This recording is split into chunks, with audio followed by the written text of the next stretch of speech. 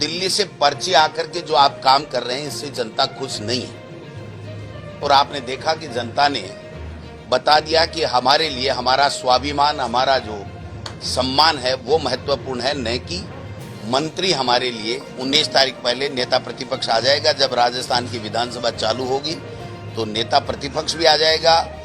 उनको हर मुद्दे के ऊपर, जनता के मुद्दों के ऊपर हम लोग उनको सबक भी सिखाएंगे, उनको गलत काम नहीं करने देंगे, हमारी योजनाएं बंद नहीं करने देंगे। तो बीजेपी के एमएलए ने चयन कर करके और फिर आला कमान ने कोई नाम दिया हो तो बता दीजिए। आप उनसे कोई पूछा नहीं गया।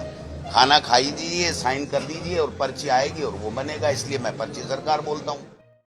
राजस्थान की पर्ची सरकार को चेतावनी भी देता हूँ कि आप जनता के आशीर्वाद से सरकार में आए हैं तो जनता के जो मुद्दे हैं उन पे काम कीजिए। जनता की भावनाओं के अनुरूप आप लोग काम कीजिए। जो दिल्ली से पर्ची आकर के जो आप काम कर रहे हैं इससे जनता खुश नहीं है। और आपने देखा कि जनता ने बता दिया कि हमारे लिए हमारा स्वाभिमान, हमारा जो सम्मान है वो महत्वपूर्ण है, न कि मंत्री हमारे लिए महत्वपूर्ण है। तो अभी नई सरकार बनी है, मंत्री बन रहे हैं, मंत्रालय बांटे जा रहे हैं, वो अपना कार्य ग्रहण कर रहे हैं। मैं उन पे ज्यादा टिक्का टिप्पणी नहीं करना चाहता, केवल इतना निवेदन करना चाहता हूं कि हमारे कांग्रेस के कार्यकर्ता, हमारे नेता सारे उत्साहित हैं। और ये जो 2024 का हमारा लोकसभा का चुनाव है उसकी तैयारी हम पूरी तरीके से कर रहे हैं। तैयारी के साथ में चुनाव लड़ेंगे, चुनाव जीतेंगे, एनडीए को सत्ता से हटाएंगे और इंडिया अलायंस केंद्र में सत्ता में आएगा। ये मैं निवेदन करना चाहता हूं। तो आज चूंकि यूथ कांग्रेस की कार्यकारिणी की बैठक है और हमारे तीनों ही अध्यक्ष अभिमन्यु पूनिया जी, सतवीर जी और हमारे मूंड साहब, ये तीनों आए हैं और रूपेंद्र कुनर जी और सचिन पायलट जी हमारे बीच में हैं। तो हम सब इसको सेलिब्रेट भी करेंगे और हमारे यूथ के जो जांबाज कार्यकर्ता, जो पदाधिकारी हैं, उनको आगे की लोकसभा की तैयारी के लिए हम लोग एक रोड मैप बना करके इनको जिम्मेदारी भी देंगे। देखिए, सरकार तो बनते ही दूसरे दिन से काम करना है। प्रतिपक्ष के नेता को तो 19 तारीख से काम करना है। तो आप निश्चिंत रहें, 19 तारीख पहले नेता प्रतिपक्ष आ जाएगा। जब राजस्थान की विधानसभा चालू होगी तो नेता प्रतिपक्ष भी आ जाएगा। उनको हर मुद्दे के ऊपर, जनता के मुद्दों के ऊपर हम लोग उनको सबक भी सिखाएंगे, उनको गलत काम नहीं करने देंगे, हमारी योजनाएं बंद नहीं करने देंगे जो जनहित की हैं।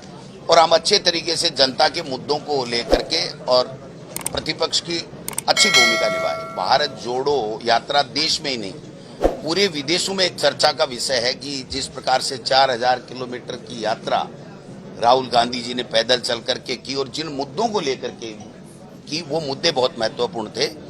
आज न्याय के लिए यात्रा कर रहे हैं, भारत जोड़ो के साथ साथ में उसका सेकंड फेज आप कह सकते हैं।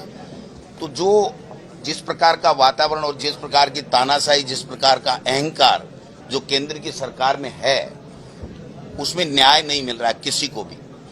कोई भी वर्ग हो, उसकी कोई सुनने वाला नहीं है। लोकसभा में जिस प्रकार से 140 से ज्यादा सांसदों को निकाल करके 18 कानून पारित कर लिए, मैं समझता हूं कि देश के इतिहास में इस तरह की बात नहीं हुई।